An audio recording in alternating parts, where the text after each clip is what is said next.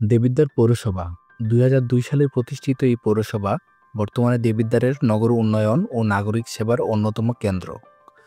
প্রায় ৪০,০০০-এরও বেশি মানুষের বসবাস এই পৌরসভা এলাকায়। দেবিদ্বার উপজেলার পশ্চিম মধ্যাংশে দেবিদ্বার পৌরসভার অবস্থান।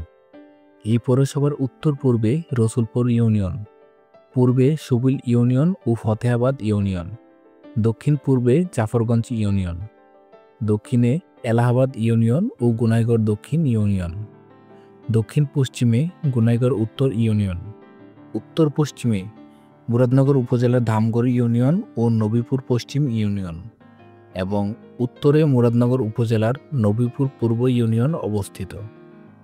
২০০২ সালের ১৫ সেপ্টেম্বর দেবিদ্বার পৌরসভা প্রতিষ্ঠা হয়। দেবিদ্বার পৌরসভা গঠনের ২১ বছর পেরিয়ে গেলেও নানা জটিলতায় আটকে ছিল নির্বাচন। এতে পৌরবাসী তাদের কাঙ্ক্ষিত নাগরিক সেবা থেকে বঞ্চিত ছিলেন। আমলাতান্ত্রিক জটিলতায় ব্যাহত হচ্ছিল উন্নয়ন। অবশেষে ২০২৩ সালের ১৭ জুলাই মেয়র নির্বাচন অনুষ্ঠিত হয় এবং দেবিদ্বার পৌরসভাবাসীর ২১ বছরের ভোগান্তির অবসান হয়।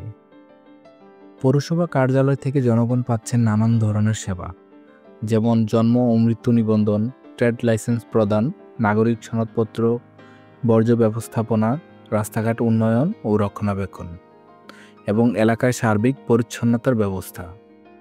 এছাড়া দেবিদ্বার পৌরসভা আধুনিক শহর গড়ার লক্ষ্যে কাজ করছে।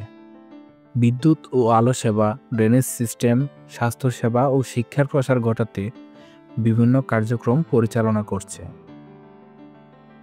উপজেলার মানুষের আশা আকাঙ্ক্ষার প্রতিফলন ঘটিয়ে এই পৌরসভা কার্যালয় আজ দেবিদ্বার উন্নয়ন, সুশাসন ও আধুনিক নগর ব্যবস্থাপনার প্রতীক হয়ে উঠেছে।